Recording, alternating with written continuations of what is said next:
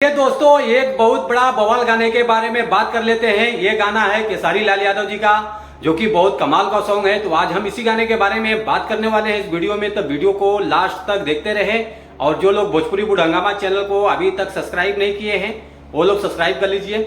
चलिए वीडियो को और आगे बढ़ाते हैं।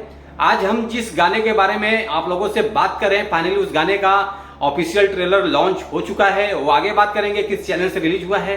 पहले गाने के बारे में बात कर लेते हैं। गाना है खेसारी लाल यादव जी का, जो कि ये गाना ड्यूएट सॉन्ग है और ड्यूएट सॉन्ग है खुशी कक्कर जी के साथ में। बहुत जबरदस्त गाना होने वाला है और गाने का बोल है कल कतवा के लड़की, जो कि बहुत बढ़िया गाना है। तो आप लोग इस गाने को सुनिए, देखिए, सपोर्ट कीजिए। ट्रेलर लॉन्च हो चुका है ऑफिशियल।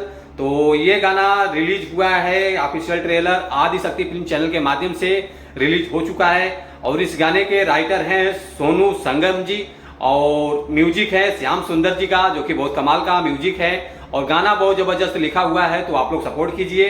और 2 घंटे में जो गाने का रिस्पॉन्स मिला है वो भी बता देता हूँ।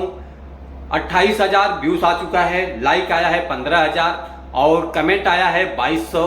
तो आप लोग जरूर देखिए इस गाने को और लोगों तक पहुंचाइए।